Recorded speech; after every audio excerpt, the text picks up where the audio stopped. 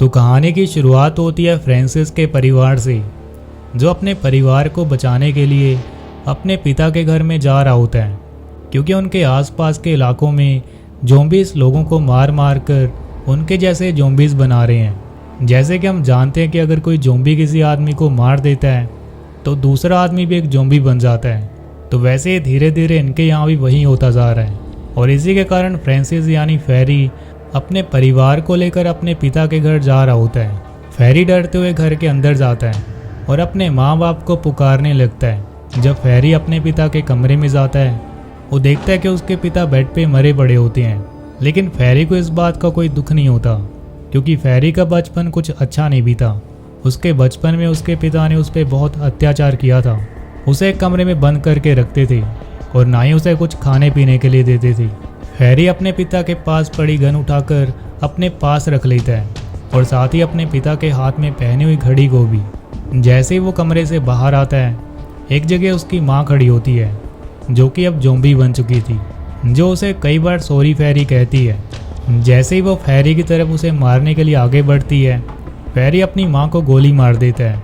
उसके बाद फेरी अपने माँ बाप को एक खेत में दफना देता है। आगे हम देखते हैं फेरी अपने बड़े बेटे जोए के साथ पास के गैराज में जाता है, ताकि उन्हें वहाँ से कोई ज़रूरत का सामान मिल सके। वहाँ से जोए को एक टॉर्च और एक रेडियो मिलता है, लेकिन तभी जोए की नज़र वहाँ के एक छत से लटके हुए आदमी पर पड़ती है, जिसे देखकर वो काफ़ी डर जाता है। लेकिन फेरी उसे डरने से मना करता है और उसे बहादुर बनाता है और कहता है कि उस आदमी के पास आकर उससे यहाँ की चाबियाँ लेकर आए।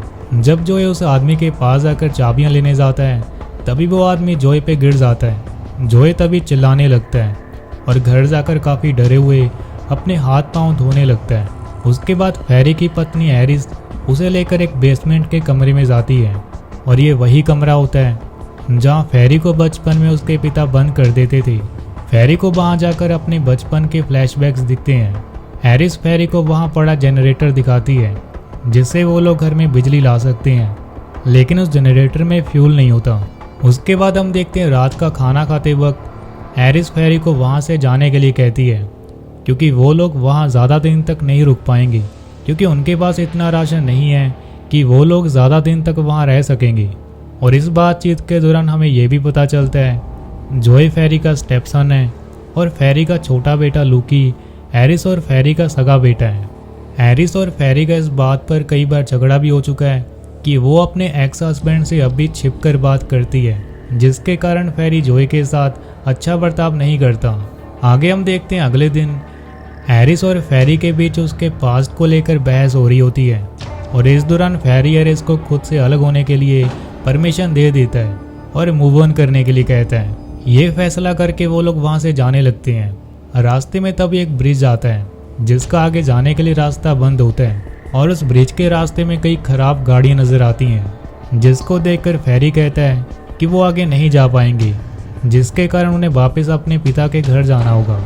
लेकिन एरिस वापस से उस घर में रहने के लिए राजी नहीं होती, और एरिस गुस्से में गाड़ी से उतरकर ब्रिज का रास्ता बनाने लगती है। लेकिन तभी एरिस के पास एक ज़ॉम्बी आ जाता है, जो एरिस पे हमला कर देता है। फेरी ये देखकर एरिस के पास भागकर आता है और उस ज़ॉम्बी को गोली से मार देता है, लेकिन उनके पीछे से उनकी गाड़ी के पास कई ज़ॉम्बी जोए और लूकी को मारने की कोशिश करते हैं। जैसे ही फेरी एक ज़ॉम्बी पे गोली चलाता है, तो सभी ज़ॉम्बी फेरी की तरफ आने लगते हैं। फेरी खुद को बचाने के लिए वहाँ से भागता है, और भागते वक्त उसको वहाँ से एक ग्रेनेड मिलता है, जिसकी मदद से वो उन ज़ॉम्बीज़ को ख़त्म कर देता है। वहाँ से बचकर पूरा परिवार घर लौटाता है। कुछ ही देर बाद फेरिस वापिस से उस ब्रिज पे अपनी गाड़ी लेने जाता है। गाड़ी स्टार्ट करने के बाद फेरी कुछ सोचने लगता है, जैसे वो कोई अपने दिमाग में प्लानिंग कर रहा होता है। तभी वो गाड़ी बंद कर देता है। जब वो घर वापस आता है, तो अपने साथ फ्यूल के डिब्बे और कुछ ज़रूरी सामान ले आता है। जब एरिस उसे गाड़ी का पूछती है, तो वो उसे कहता है कि गाड़ी ख़राब हो चुकी है, जबकि गाड़ी तो बिल्कुल सही थी।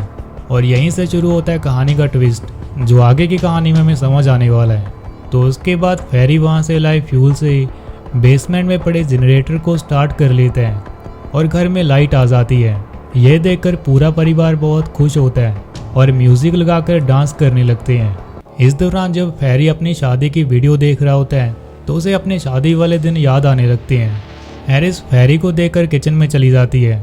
फेरी भी एरिस के पीछे चला जाता है और उसके बाद वो दोनों इंटीमेट हो जाते हैं, जो काफ़ी रोमांटिक भरा सीन होता है। उसके अगले दिन वो दोनों काफ़ी खुश नजर आते हैं और उन्हें देखकर जोय और लूकी बहुत खुश होते हैं।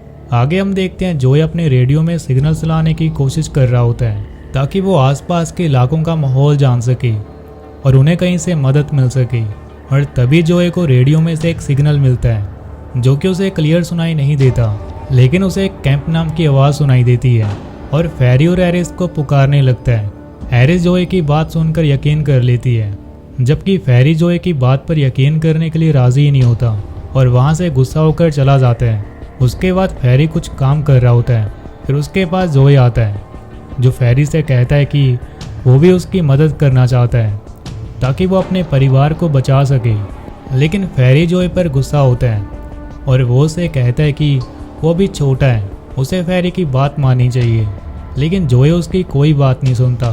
फेरी फिर उसको समझाने के लिए एक खेत में ले जाता है जहाँ वो जोय को एक गन देता है और एक डंडे पे डिब्बा लटका देता है और उसे निशाना लगाने को कहता है। जोय कई बार ट्राई करता है लेकिन उसे हर बार निशाना चूक जाता है। गोलियों की आवाज़ सुनकर एरिस और लूकी भी वहाँ आ जाते हैं, लेकिन आखिर में एक गोली उस डिब्बे पे लग जाती है जो फेरी को काफ़ी अच्छा लगा। लेकिन तभी फेरी की नज़र गन्नों के खेत में पड़ती है जहाँ कई ज़ोंबी गोलियों की आवाज़ सुनकर उनकी तरफ आ रहे होते हैं। उन्हें देखकर पूरा परिवार वहाँ से भाग जाता है और घर में घुस जाता है। फेरी दरवाजे के पास एक टेबल लगा देता है और सबके साथ छत पर चला जाता है।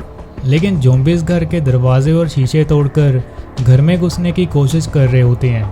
लेकिन तभी घर के मेन गेट पे गाड़ी आती है और हॉर्न बजाने लगती है। हॉर्न की आवाज़ सुनकर सभी ज़ोंबीज़ उस गाड़ी के पीछे भाग जाते हैं, जिसे देखकर पूरे परिवार को राहत की सांस आती है। उसके अगले दिन जब फेरी और एरिस घर के बाहर आते हैं तो वो देखते हैं कि जिस मुर्गी की वजह से उन्हें खाने के लिए अंडे मिलते थे वो ज़ोंबीज़ उसको मारकर खा चुके थे। उसके बाद फेरी एक तालाब के पास आता है जहाँ उसका बड़ा भाई होता है और जिसी ने रात गाड़ी के हॉर्न देकर उनकी जान बचाई थी। वो फेरी से कहता है कि उसकी फैमिली को भी ज़ोंबीज़ मार चुके हैं, लेकिन वो बचकर भाग चुका है और वो अब नॉर्थ की तरफ जा रहा है और वो अब उन्हें ले जाने आया है। लेकिन फेरी बचपन से ही अपने बड़े भाई से नफरत करता था क्योंकि उसके पिता उसे ज़्यादा प्यार करते थे और जिसकी वजह से अब फेरी उसकी मदद नहीं चाहता। वो खुद इस मुसीबत से लड़ सकता है और उसे वहाँ से जाने को कहता है।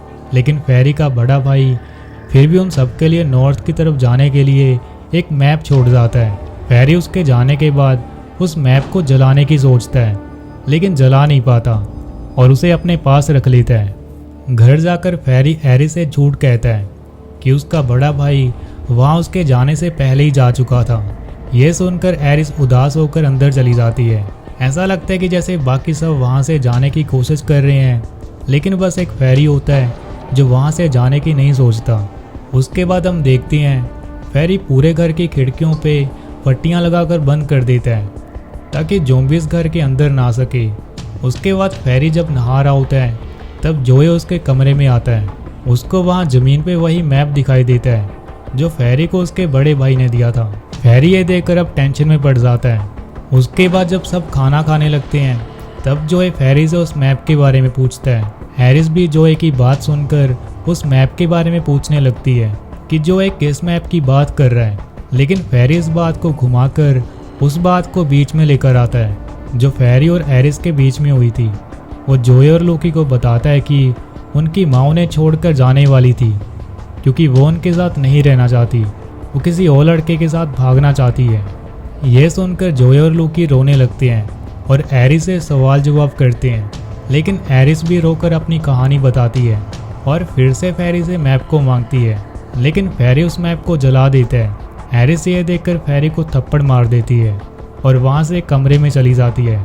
उसके अगले दिन फेरी जब खेतों में गन्ने काट रहा होता है तभी उसे दूसरे इलाके में गोलियां चलने की आवाज़ सुनाई देती है, जिसके डर से वो घर आकर दरवाजे को जंजीर से ताला लगा देता है।